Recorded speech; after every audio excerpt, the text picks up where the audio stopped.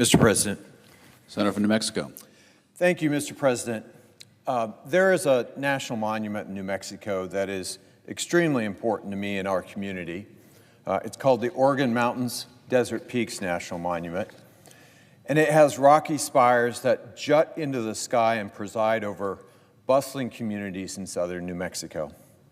It's also home to nearly 250 archaeological sites, including some of the earliest Native American heritage sites in North America, and places like Shelter Cave, Conklin Cavern, and the Aden Lava Flow Wilderness. This January, the Bureau of Land Management issued its most recent Monument Management Plan for Organ Mountains Desert Peaks. It sets out in this plan how the land will be used over the coming decades. And it came after years of engagement with public land users. From comment periods to public meetings to feedback sessions, input from public land users is the heart of how we administer our public lands across the country. In the end, land use plans like this one take time and are the result of hundreds, even thousands of people's work that deserves respect. And that's why I'm here.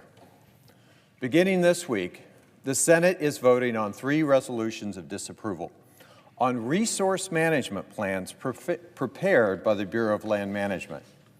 Now, resource management plans are a pretty simple idea. Every decade or two, public land managers look at a region as a whole and figure out how to balance all the competing different uses of public land across that landscape. They figure out where recreation should be prioritized and where prime game habitat should be protected. They figure out what land should be available for uses like grazing or oil and gas production. They identify important cultural sites and historic resources that deserve our protection.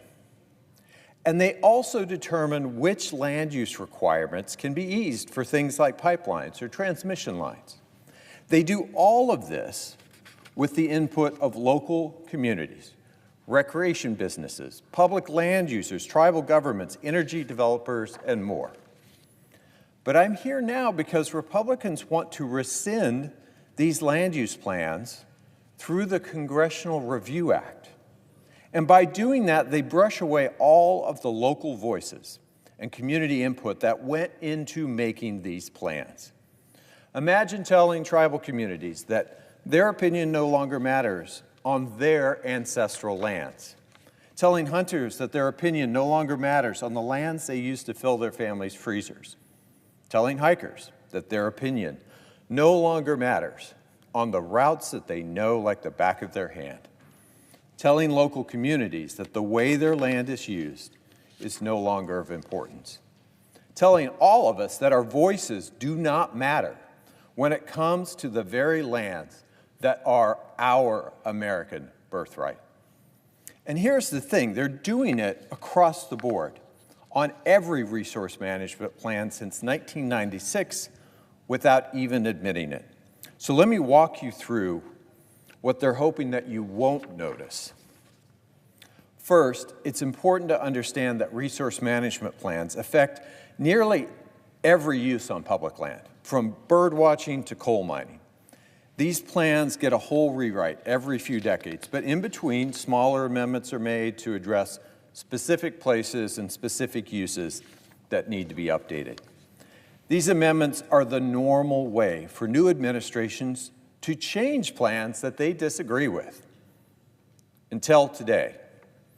Now, instead of using the usual amendment process, which involves all of those same stakeholders, Congress is voting to outright overturn and repeal these plans.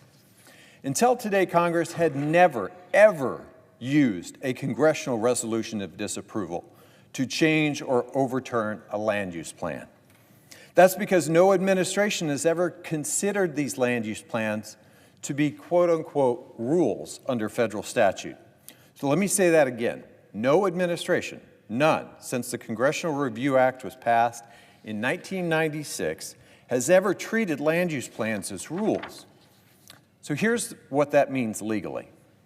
No land use plan has been submitted to Congress a legal requirement for rules. It's never happened. And because the Congressional Review Act prohibits rules from going into effect until 60 days after they are submitted to Congress, and no administration has ever submitted one, then every land use plan after 1996 never legally went into effect. And if they never went into effect, then all of the leases and permits and rights-of-way that flow from those plans may not be legally valid. That means that every grazing permit, every energy right-of-way, recreation permit, outfitter guide permit, timber sale, even oil and gas lease issued under a plan finalized after 1996 could be litigated. Every single one. That's bad. And it's not just because it's unprecedented, but because the actual impacts on real Americans could be devastating. For the country, it means potential chaos and uncertainty about what areas are protected on public lands. One of the resolutions under consideration this week is for a land use plan in Alaska. And a vote for that resolution would mean that the Ambler Industrial Corridor will be built. This is a 211-mile private access road that would destroy some of Alaska's wildest habitat and waterways to produce minerals, all for a foreign company. As someone from American Hunters and Anglers said, using slightly more colorful language that I'll leave out, this move obliterates years of public input from hunters and anglers and uses taxpayer dollars to prop up, I'll say it again, a foreign-owned mining company. The headline describing this road in Outdoor Life magazine reads, "The Ambler Road project would jeopardize one of the last great wilderness hunts in America." Now, Mr. President, I've been fortunate enough to hunt caribou in Alaska, and I have to say I doubt that my grandchildren will ever have that opportunity. And what's even more concerning to me is the impact that the Ambler Industrial Corridor will have on subsistence hunting and fishing. This private industrial mining corridor will carve its way, in addition, through gates of the Arctic National Park. You heard me right. We are sacrificing one of our most spectacular national parks to enrich a foreign mining company. I have to think that Teddy Roosevelt is rolling over in his grave. The damage will be irreparable to the landscape, to our American birthright in these public lands, and to one of the largest caribou herds in Alaska and the communities that depend on that herd. Imagine sweeping away years and years of input, conversations, not just about the public lands on one landscape, but to public lands across this country. All because you what? Found a quicker, easier way? One where you didn't have to listen to anyone? One where some senators in Washington, D.C. get to override and replace the opinions of every single American who contributed to those plans. That's nuts.